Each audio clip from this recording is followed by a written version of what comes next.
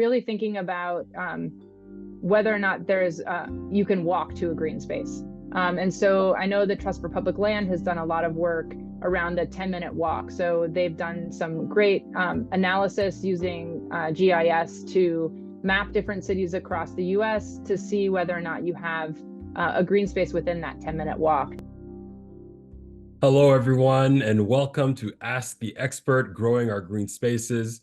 Today, we're going to learn about growing urban green spaces with Senior Director of Mass Audubon's Nature in the City program, Stacey Beuttell. My name is Ralph Bouquet, NOVA's Director of Education and Outreach, and I'm thrilled to be your host today. First, I'd like to send a big thank you to everyone that is joining us today, including our Champion Circle and Beacon Circle members. We appreciate your continued generous support of GBH. A special thank you as well to our sponsor for this event, Liberty Mutual Insurance. And also, I would like to thank our partner, Mass Audubon Society. So, happy now to transition and get us started. Without further ado, it is my pleasure to introduce Stacey Beuttell. Stacey Beuttell is the Senior Director of Mass Audubon's Nature in the City program. She holds a master's degree in landscape architecture from the University of Michigan and Bachelor of Arts in American Environmental Studies from Dickinson College. In her previous work, Beuttell was Executive Director of Walk, Massachusetts, and provided support to communities across the state to improve the safety and quality of the pedestrian environment. She has also practiced as an urban designer and planner for over 13 years at Sasaki Associates. Welcome, Stacey. So good to have you on. Thank you, Ralph. Well, really excited to be talking about this topic. Urban green spaces are so critically important. And I think as just a level setter question, I'd love to get sort of your definition to what qualifies as a green space and why are they so important to our communities? This is a great question. So the variety of urban green spaces is amazing across the state and really just across the US. When I think about urban green spaces, I think about those spaces in cities that are reserved as open spaces and are typically green. They can be anything from a city park, it could be a cemetery, they could be a small pocket park amongst skyscrapers. They could also be a walk along, like say in Boston, the harbor walk along the ocean. They could be a bike path or a multi-use trail along the Connecticut River in Springfield. So there are so many ways that urban green spaces appear in our cities. They can even be something as simple as a tree-lined street.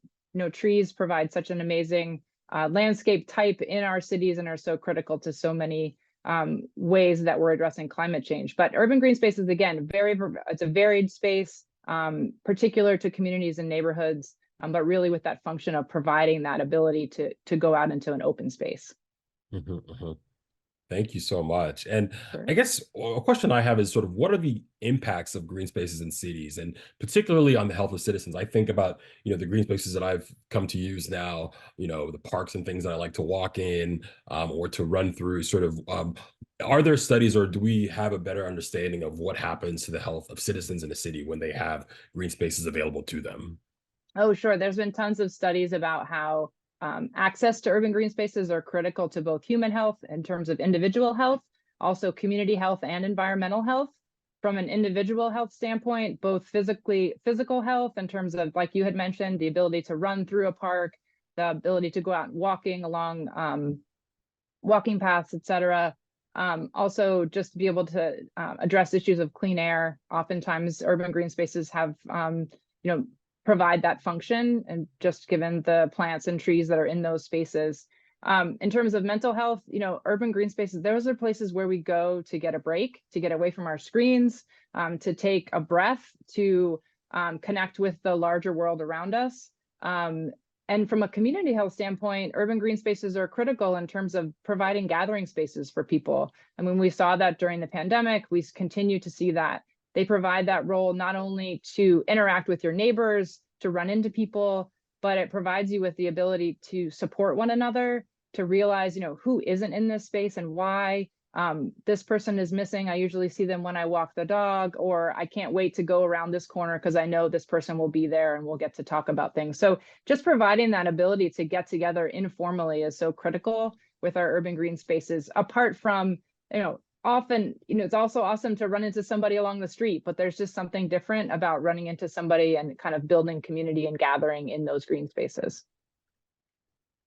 Great. I think one of the things I think about is that I grew up in a community that didn't have that many sort of open and green spaces for us to use, and I often think about the limitations and sort of the conditions in different cities that allow some communities to have more access to green spaces and others to not have as much. So, can you speak to sort of what are sort of what are sort of the historical conditions that have led to some communities having more access to green spaces and others not having as much?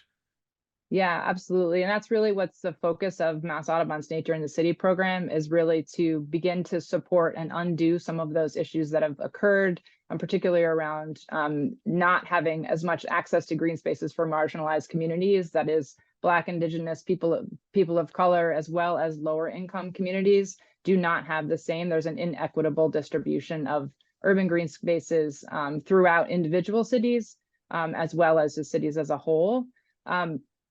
There have been many reasons to why that has happened. A lot of that, I mean, it can trace it back to the way that cities have grown in terms of redlining. That's the practice that was happening after World War II around whether or not people of color were getting loans and able to actually be able to purchase property and gain wealth. Those patterns continue in Boston and in many other cities across Massachusetts. So that is one factor. Also, in the realm of land conservation and land conservation practices, most of those historically, land conservation has happened outside of cities. There's been a real focus on preserving larger tracts of forested lands and other lands that are in suburban and rural settings. And because of that, oftentimes in rural and urban settings, that is a wider audience, that is a higher income, more affluent audience, and therefore those that we were discussing before in terms of BIPOC populations, lower income people, are not provided with that access to green spaces in general. So really thinking about ways that we can address land conservation and bring those practices to our most vulnerable populations is one of the things that Mass Audubon and other land conservation organizations are really focusing on. Great, thank you. One of the things that, so I work at Nova and I'm the Director of Education and Outreach, so I oversee much of our educational programming. And last year we did a film that was really exciting called Weathering the Future, that was all about sort of the ways in which communities are essentially dealing with the impacts of climate change and starting to use strategies to sort of mitigate the impacts that they are experiencing in their communities. And I've also wondered about sort of the role that green spaces can play in mitigating, the impact of climate change. One of the stories that we covered was about this idea of urban heat islands, there are certain parts of the city that are hotter and that, in some cases, maybe 5 degrees, hotter than other parts, and the role that green spaces can play in that. Can you speak a little bit about how can we use green spaces to help to mitigate, perhaps not slow down climate change, but at least to mitigate some of the impacts of climate change that we're experiencing? Sure, I can talk a bit about the urban heat issues, and then also flooding is also one that urban green spaces can play a role. But in terms of urban heat, urban heat islands happen because much of urban conditions are hardscape or paved. So if you think about cities around pavement, parking lots, roads, building rooftops, all of those hardscapes absorb heat during the day. And then what happens with urban heat island is then that heat continues to be released at night. So even though temperatures may be getting lower at night, you're still in those areas that are dominated by hardscape, you're still feeling those high temperatures. And in many of those neighborhoods where that's happening, there are few urban green spaces as well as few trees. So increasing the amount of urban green space reduces that amount of hardscape, that percentage of hardscape, but then also can mitigate those temperatures from ever increasing that much and then continuing to release that heat throughout the day. So urban green spaces and trees in general can really help to address urban heat. In addition to urban heat, flooding is also a way that urban green spaces can assist in terms of climate change. We're all seeing incredible severe weather events, as you mentioned, Ralph, in the video that you had just described. Urban green spaces can help to absorb water where it falls. so that stormwater is not rushing out into our sewers in the cities and then into rivers and streams. So being able to absorb that water, if urban green spaces are designed in a way to do so, can really address issues of flooding, and it's hard to mitigate those impacts as well. Thank you so much, Stacey. So I before I continue, I would love to start getting to some of the questions. We have some great questions coming in. And we have a question from Sue from Southern New Hampshire. And she asks, how can we advocate for green spaces, and what agencies can we volunteer with to encourage and support green spaces? That's a great question. So many of our local decisions affect the way that green spaces are either present or not present, maintained or not maintained in our cities and towns. So really getting involved and understanding the different decisions around development policies that are happening in your cities is important. And thinking about how sites are designed, how much of those sites are actually open space versus built space. There are ways that you can get involved in that way. Really thinking about the way that funding is distributed in your cities as well.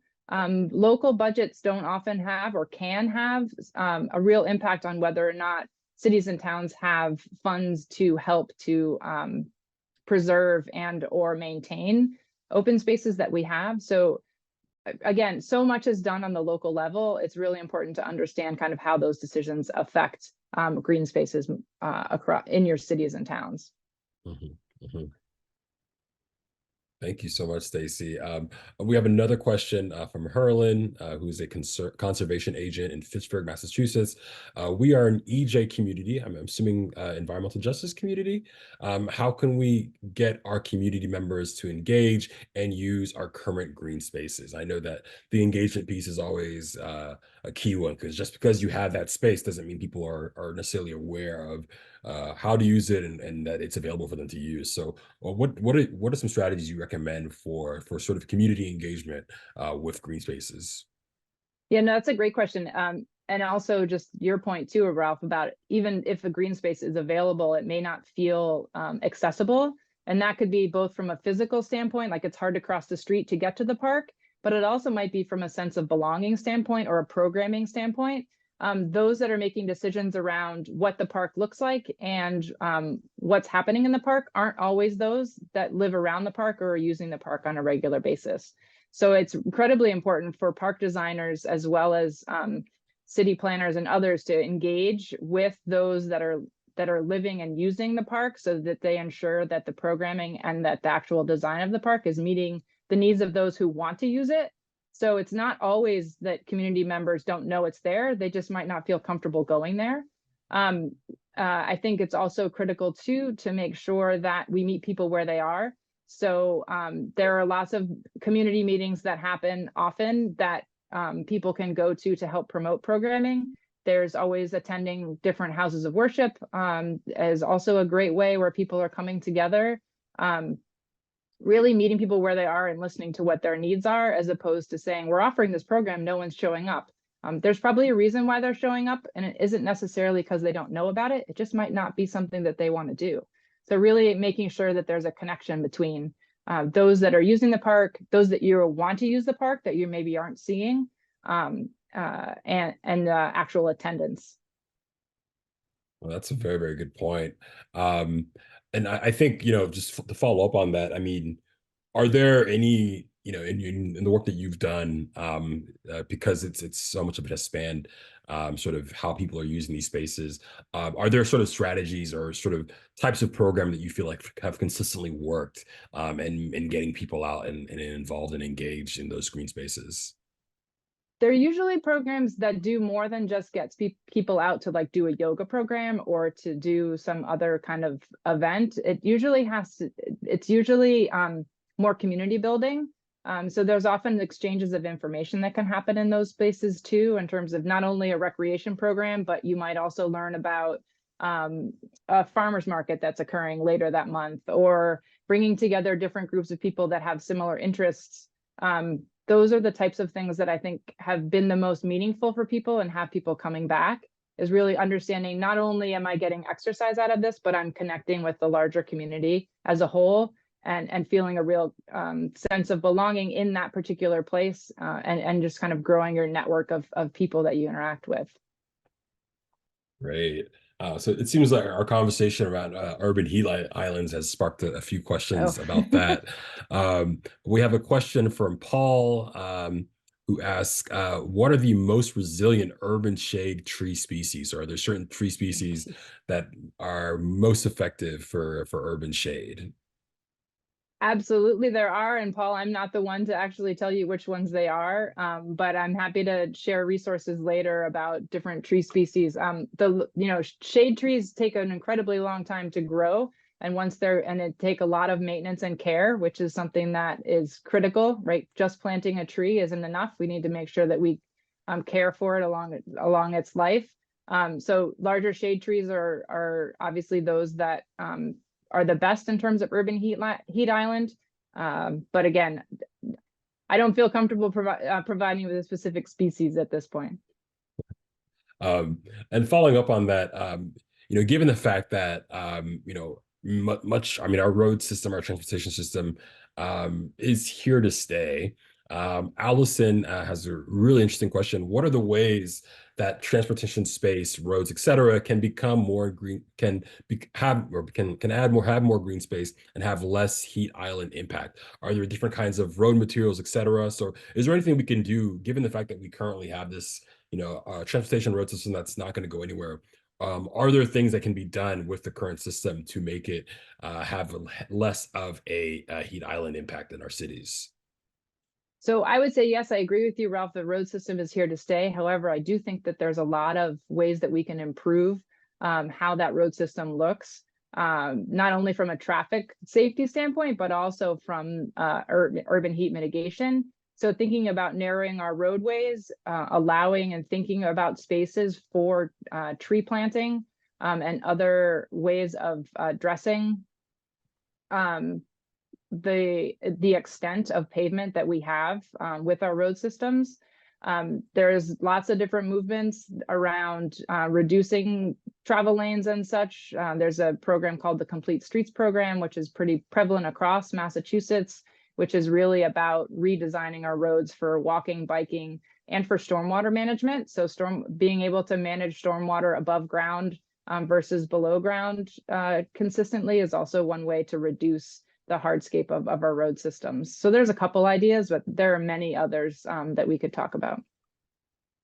And to that end, I mean, are there sort of ways in which we can think about reclaiming the spaces as they exist? I know when you travel abroad, sometimes, I mean, one of the things that's always can be sometimes shocking is the degree to which many other communities abroad have sort of rethought their spaces to really provide way more room for pedestrian travel, where you don't see 8-lane mega highways and some other places. So are there ways in which people are thinking about even sort of almost sort of retreating back from the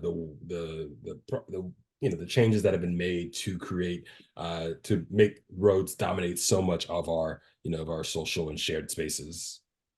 The Complete Streets is one program that does that. There's also ways of thinking about, and this always gets you in trouble when you start talking about parking and not having parking spaces. But in some cases, if we can reduce parking, there's along street edges, there's that again provides additional space for tree planting, particularly in those places that are suffering from urban heat islands and are very dense. Obviously, there's a need for parking, and I'm not about to say that they should be taken away, but thinking about strategically where that parking needs to be and ways that we can increase the green space, whether it be space enough for trees or even sort of verges where you're putting grass or lower shrubs. Those are ways that we can start to address the ideas of urban heat island while also benefiting from creating that pedestrian and biking environment. Great, thank you. So we have a question here from Brian. What are the sources of grants for creating these spaces? So if you are in a community that's looking to get more green spaces, where do you go? How do you get the funding in order to really invest in doing something like this in your community? Sure, there are lots of, I would first point to the Community Preservation Act. If your community has the Community Preservation Act, that provides funding for that is decided on a local level and can be used for conservation and open space preservation. So that's one mechanism to go on the local level. There are other programs that are state and federally funded that are around landscape conservation and protection. Those tend to be larger projects. One that we're involved with now has to do with tree planting in Boston. It's a federal grant that's coming through the city of Boston to work with nonprofit and community-based organizations to plant trees on private land in the city of Boston.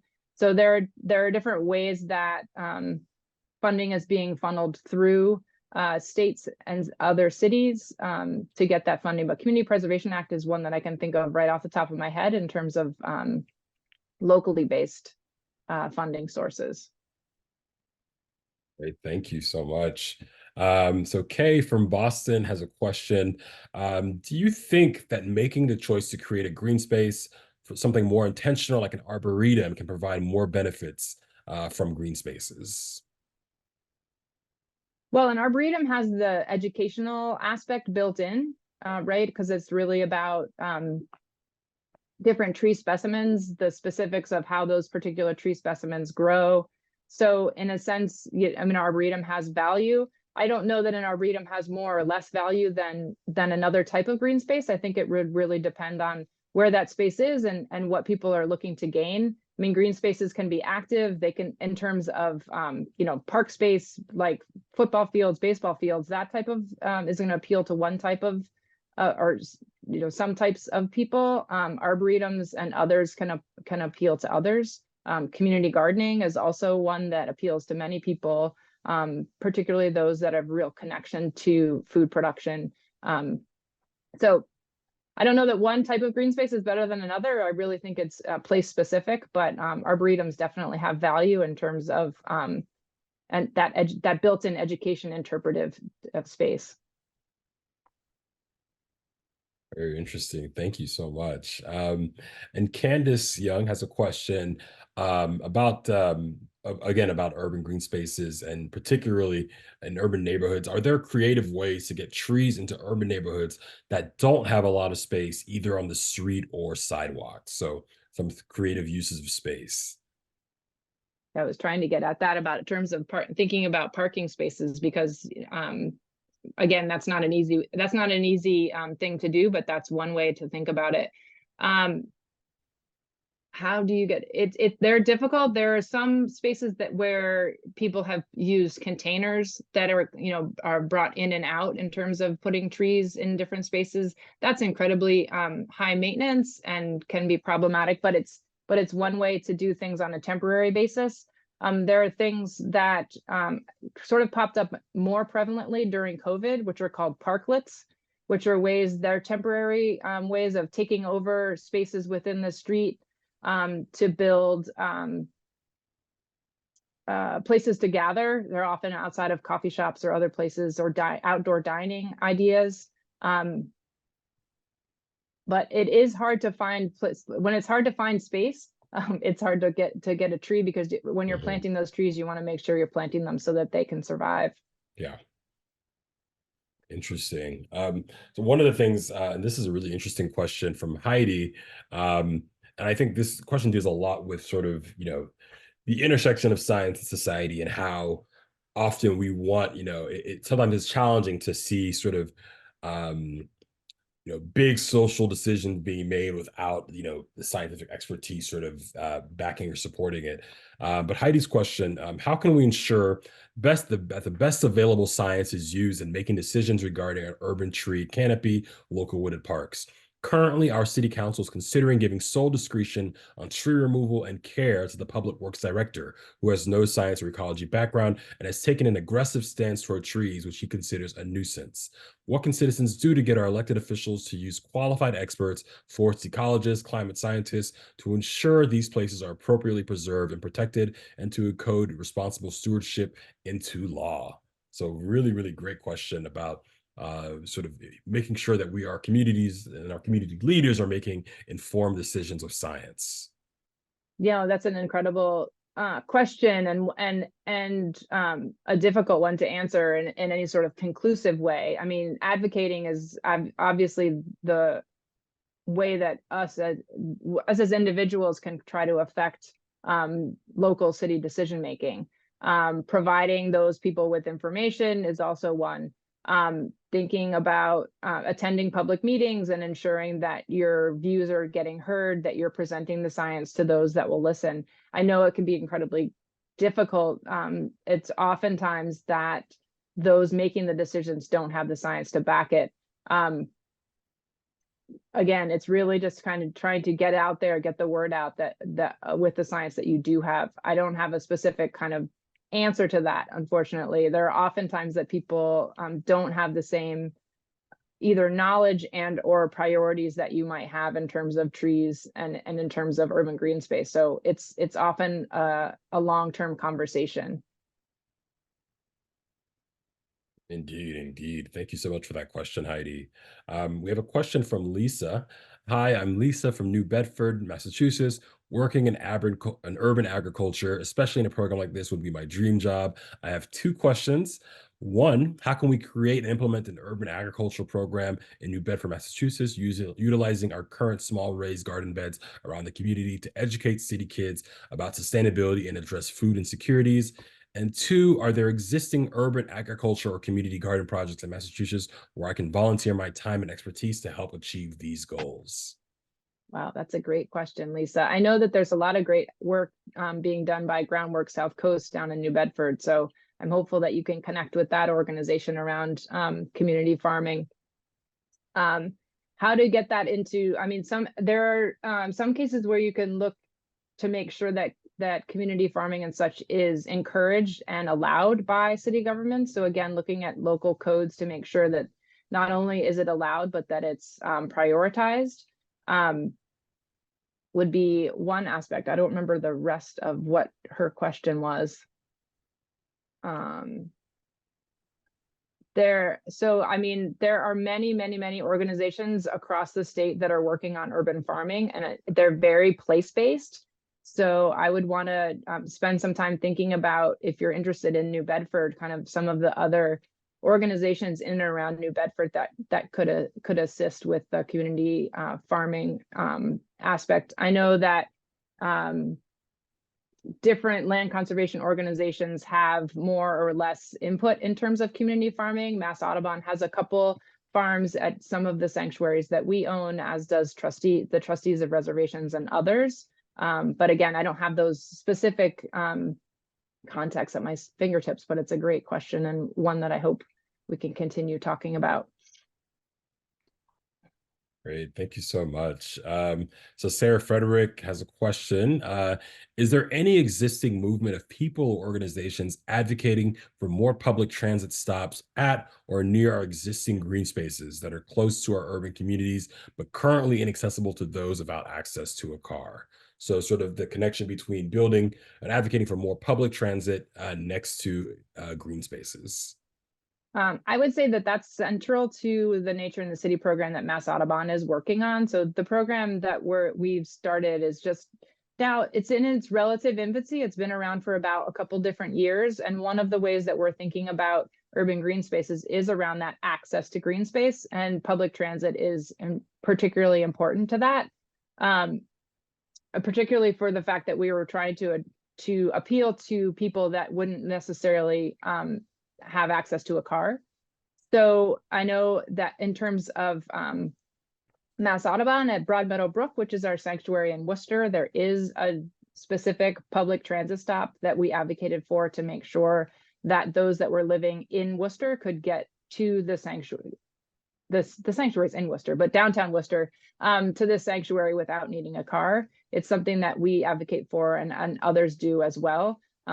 Access to green space is incredibly complicated, right? It's not just physical, but it's also, again, like we talked about, that sense of belonging. But access to public transit is critical when we're thinking about urban green spaces. Thank you so much. And so I think one thing that's come up quite often I feel like in the questions is a degree to which often we're dependent on our elected and our public officials to play a very strong role in advocating for these spaces and providing the funding for this.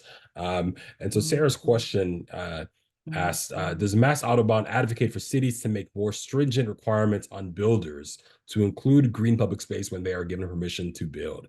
Seems like developers are generally able to steamroll everyone, and it's ruining our urban areas. So to what extent, are efforts being made to really sort of, encode this in law so that folks, have to make considerations around green spaces when they are building, particularly around commercial buildings?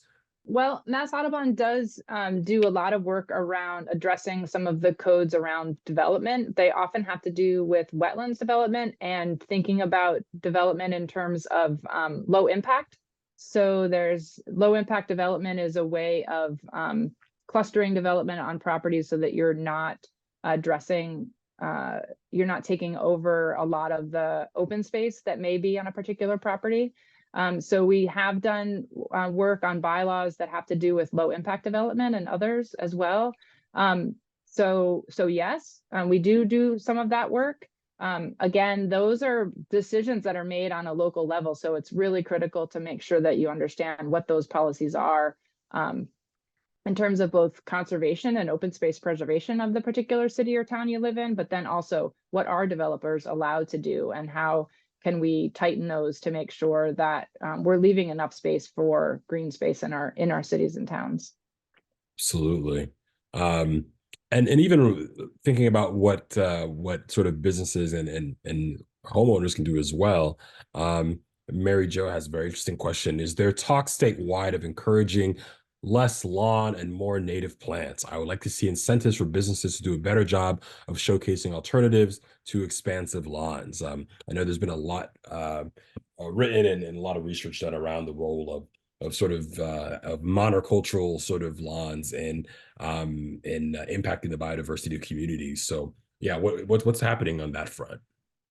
I know that there are different groups that are advocating for that. Again, just speaking from Mass Audubon's perspective, we have a recent program called Nature by the Yard, which is very much targeted to residents and homeowners that gives them more information about what they can do to use their residential landscapes and to make them more ecologically healthy. And less of a monoculture like you're describing, Ralph. So using native plants, thinking about pollinator gardens, ways of getting that same sort of look that culturally many are used to in terms of like those clean lines of a lawn, but really thinking about the ways that we can continue to address those cultural sort of norms, but then also think about from an ecological perspective, ways that we can use native plants and others to really achieve a more ecologically healthy space. Great. Thank you so much, Stacey. A few more questions, and I do have a question that I wanted to circle back to at some point. But Brian asked, do we have something like a cooperative extension agency in Massachusetts that can help with landscape and gardening questions and concerns? So sort of coming back to the roles that homeowners can play in this as well. Yes, I think the University of Massachusetts has an extension service that will help to address some of those questions around agriculture, gardening, et cetera. So yes, I do believe that there is, I don't have that contact information right at my fingertips, but I would encourage you to look to that as a source of information. Thank you so much. And Candace has a question. Is there a minimal goal a city should have regarding green spaces per 1,000 people? Or are there other important metrics that could help with advocacy? So are there any benchmarks? Do we have any sort of a guideline that says this is what you need to do in order to really sort of meet the needs for green spaces in a city? Yeah, I like to think of that in terms of, and maybe this is my background in walking and walkability for so long, but really thinking about whether or not there's you can walk to a green space. And so I know that Trust for Public Land has done a lot of work around a 10-minute walk. So they've done some great analysis using GIS to map different cities across the US to see whether or not you have a green space within that 10-minute walk. Now, it doesn't necessarily mean that that 10-minute walk is easy. It could be across busy streets and whatnot, but that's one metric that I think is really helpful to use in terms of how much green space should be in a different community. There are some rules around trees that you should be able to see a tree 3 feet away from you, 30 feet away, and 300 feet away. So there are different ways of thinking about trees. So there are lots of different metrics that we can kind of pull from. But again, it's so place-based and so location-specific that those can help to give us an idea to advocate for. But again, it really does depend on the specifics of the local space that you're working in, that you're looking to advocate for. But I can try to find some of those while we're talking and put them in the chat if that's helpful. Great. Thank you so much, Stacey. So I wanted to circle back to the topic of sort of equity in green spaces. And I know prior to this event, I know you had shared with me some really great resources, including one that talked about this idea of green gentrification. Can you speak to sort of what that is and what are sort of the potential danger that happens sometimes when green spaces are used to actually and end up actually pushing low-income residents out of the community? Sort of how do we prevent, can you first explain what that term is and how does community prevent that from happening?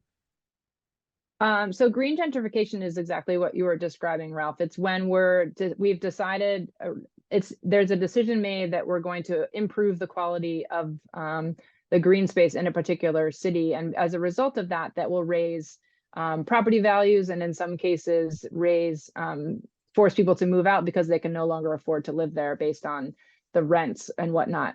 I think that some really successful urban green space projects have had that as an issue that is a negative as a result. One of the things that we need to think about when we're thinking about urban green space preservation and urban green space creation is that it has to happen in conjunction with housing policy, and it has to happen in conjunction with transportation policy. So there need to be things put in place to ensure that those that live in those neighborhoods can remain in those neighborhoods. So that has to do again with housing and transportation policies, and ensuring that that decisions aren't made in isolation. Cities are incredibly complex systems, and not involving one with another does do exactly what we're describing, has that negative adverse effect, which is not the intention of the work. There have been lots of different ways that people have started to do that, but it's definitely there are no proven strategies that are always successful, but there are some that continue to be successful. And again, it's really getting all of those agencies thinking together. Great. Thank you so much, Stacey. One other question I have is sort of around, I think somebody mentioned this earlier on in the conversation about the role that, historical sites play and potentially sort of being used as green spaces as well. Have there been efforts to sort of really use historical sites in order to sort of push for more green spaces, or to sort of convert those into spaces that are green spaces? Sort of what does that look like, and what needs to happen in order to sort of turn a historical site, or to make it useful as or to use it as a green space as well?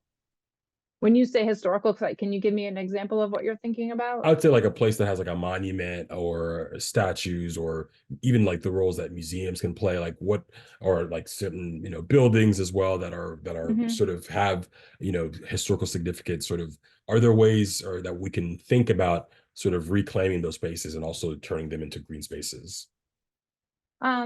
Sure. I can give an example of some work that Mass Audubon's doing in Cambridge on Magazine Beach, which is the use of a historic powder house building that DCR owned but didn't have a tenant for many years.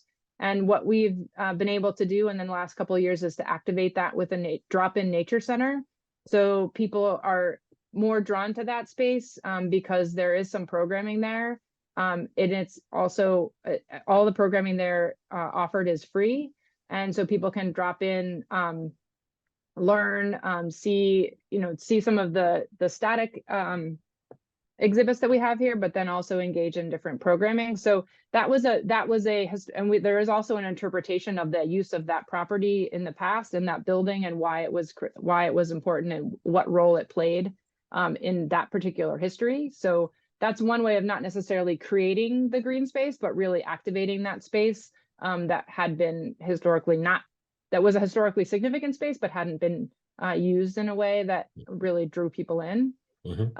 So I can imagine that there may be other situations that are similar to that, is really kind of bringing nature-based programming to a space that didn't have that before, to just draw a bigger audience. Thank you so much. Brian has a question. What are the best strategies for protecting existing green spaces from developers, especially in heavily populated towns that are heat islands and or subject to flooding? So are there any strategies that you've seen that are effective for making sure that these spaces do not get developed? Yeah, that's going to depend a little bit on the ownership of the space that you're thinking about. If it's a privately owned space and that there's interest from the landowner, there's always the legal mechanism called a conservation restriction, which prevents the development of that land, or it has specific uses that could occur on that land and that could not occur on that land. So that's one way of preserving that. That's the one that I guess I would be the most familiar with. In terms of, and that can happen, those conservation restrictions don't have to be only on private land. They can also be held, cities often can hold conservation restrictions on open spaces to ensure, like, for example, park spaces are not used for other buildings or other things in the future. So that's one way of using it, of protecting it. Great, thank you so much. So this is very interesting. Questions about sort of, and I know we've seen this in quite a few cities that have started to integrate green spaces on roofs of buildings. Aisha has a question. What about creating green space by building green roofs over parking lots and roads? They could also contain water catchers and solar panels to address other hardscape issues. RCC now has a solar installation over part of its parking lot, which produces energy and reduces heat, but it doesn't offer any increased green space. So can you speak a little bit about that? Oh, sure. There are lots of opportunities to do exactly what you're describing in terms of green roofs, particularly on parking lots. I heard of a project recently too that's happening in conjunction with the building of a parking structure related to a bio pharmaceutical company that's building a series of research labs where they're actually having a tree nursery on the top of the parking garage. So it really does have to be a combination of interest with the developer, as well as finding someone that would be able to build and maintain that particular space, and in this case with the nursery. But yes, the idea of green roofs is a critical one for stormwater management, for reducing heat islands, and anything we can do to increase the building of those, I would absolutely be advocating for. Great, thank you. So Lisa has a question. Are there any initiatives, and this is, I think, on a similar note, are there any initiatives for developing Internet of Things and solar-powered vertical greenhouses of hydroponic systems in urban areas, similar to those in Singapore, to boost sustainable agriculture and space efficiency? I don't know of any in particular, but I would love to find one if there is. I know, Mass Audubon's been doing a lot of work together with the Harvard Forest and others around the impacts of going solar. So, of course, many organizations, Mass Audubon is one, and others are really behind the idea of increasing solar energy. But we don't want to do that at the behest of our forests. So we don't want to be losing our forests to build large solar arrays. So the idea of building solar arrays on parking lots or other places is a great idea. It tends to be more expensive, but one that in the long term is the way that we're going to get to meet our our solar goals. So I'd love to see an example of of what she's describing. And on a similar note, I'm thinking again about lessons that we can learn from other countries that are rethinking, their use of spaces. Are there, I guess, what are the case studies that sort of stand out to you when you think about, countries that have, or cities and other communities that have found ways to build green spaces that, play these multiple uses that also, can provide solar energy? Sort of, are there any case studies that stand out to you as being like, wow, like this is something that we should be doing, or something that's really easily replicable in the US potentially? I don't have anything specific that I could actually name at the moment. I know there have been many movements to do, as one of our earlier questions talked about, in terms of putting solar panels over parking garages or over parking lots. I mean, that's an excellent way of doing it. I think for those that have driven up and down the Mass Pike recently, you'll see larger solar arrays in areas where that land was simply grass beforehand. So really kind of benefiting from those. But I don't have a specific case example that I can think of off the top of my head at the moment. I think I recall one that I saw a while ago that was, I think it was in South Korea. That was like a bike path in between like a highway that was essentially a green bike path. So it was treed. There was like solar panels like sort of covering that bike path as well. But it just seemed like a very interesting sort of multi-use function where it wasn't an 8-lane highway, but it was still, finding a way to use sort of that median area for energy purposes, as well as for just still having, tree coverage in a way that I thought was just really creatively done. So I've ever since I saw that image, I've always thought about it. Every time I'm on a highway, I'm just like, man, imagine they just had like trees in the middle of this, and and it was still protected, so like cars can't go through that area. But I just thought I was so ingenious. Yeah. But Nina Shippen has a question. It was very frustrating working on a housing project in Boston that was covered in asphalt. We were not allowed to remove it because the fire department wanted access, the sanitation department needed access, residents needed parking. Consequently, an enormous central courtyard was a vicious heat cycle in warm weather, and kids played on asphalt. Have you found any solutions to honoring other priorities when creating green spaces?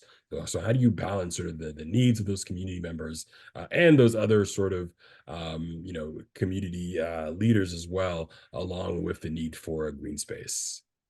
Yeah, it can be very frustrating, and it's all about what people feel comfortable with. And oftentimes, first responders absolutely need to be able to get to where they need to go, but often are not as flexible as we'd like them to be.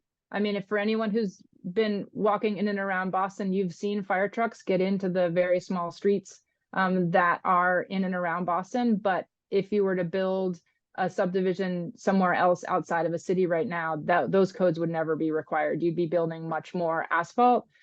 So I'm very familiar with the issues that you're presenting. And I wish that I had a solution that was foolproof in those situations.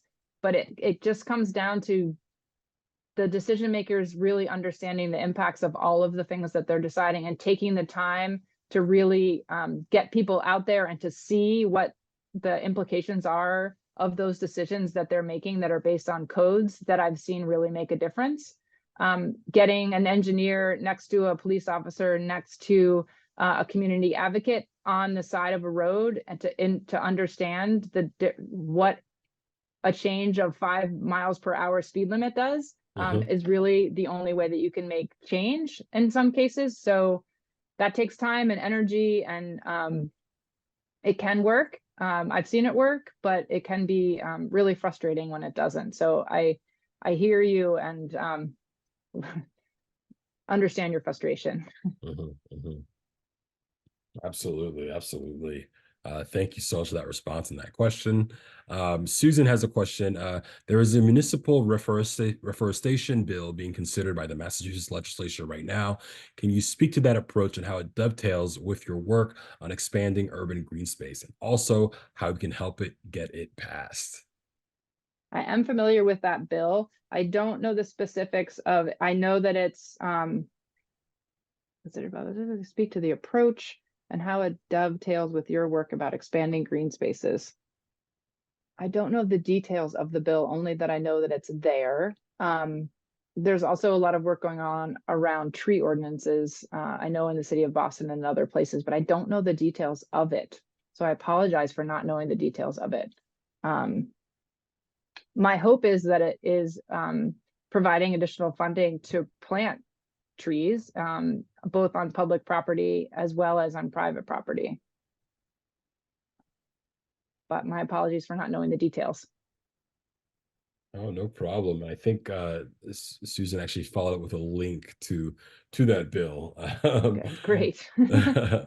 And so a few questions, very interesting questions about incentives and sort of how is our government incentivizing folks to think about this. Sarah asks, do you think there are innovative architects and builders in Massachusetts that are breaking ground on sustainable building?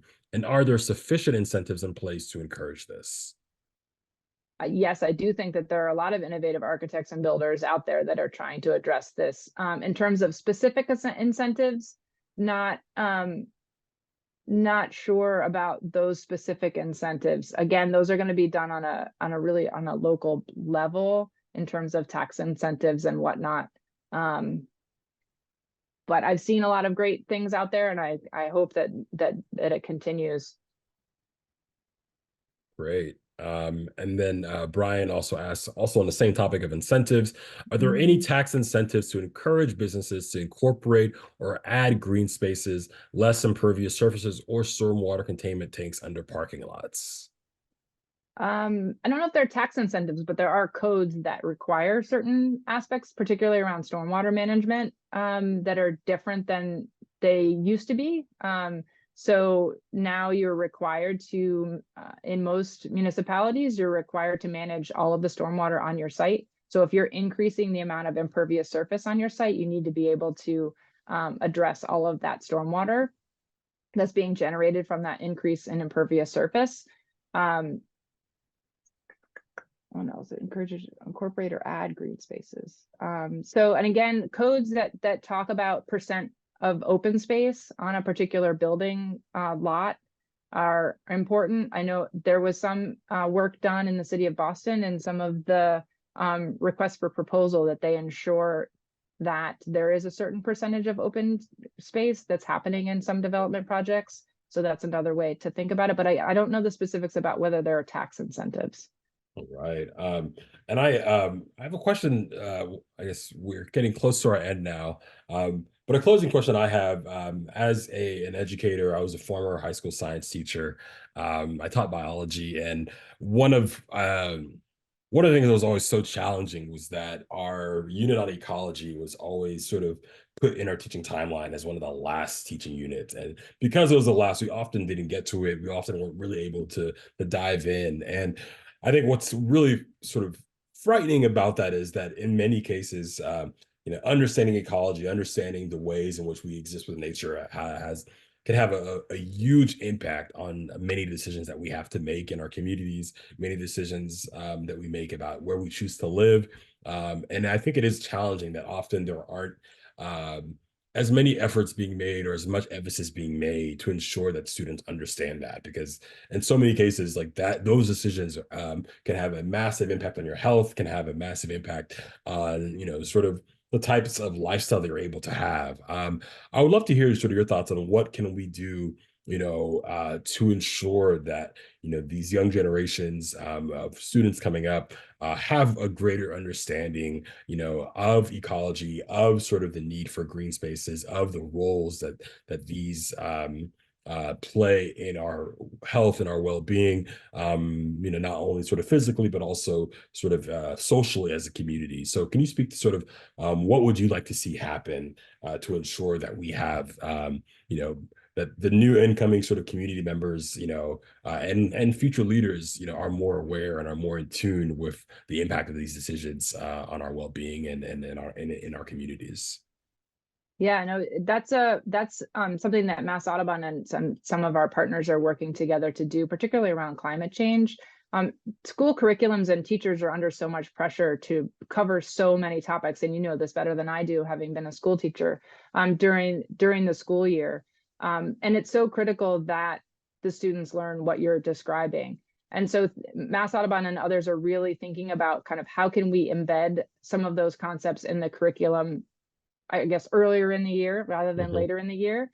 Teachers have real concerns about teaching environmentally based education, I think, too. I've heard from some that they're just concerned about taking their kids outside, that they're going to run away, or that they're not going to be able to have control of that classroom, that teacher ratios aren't high enough in order to be able to manage the kids outdoors or in other places. Absolutely. So some of that's true, some of that's just a fear. And Mass Audubon does a lot of work with teachers across the state to really make curriculum accessible, make it easy to teach, and to make it understandable so that kids can get those experiences that you're describing. It really is important. It's so important to get kids outside and to get them to understand the value of nature and what it can bring to their lives and to the community lives. And so that's definitely something that we're working on, and as are others. Absolutely. Thank you so much.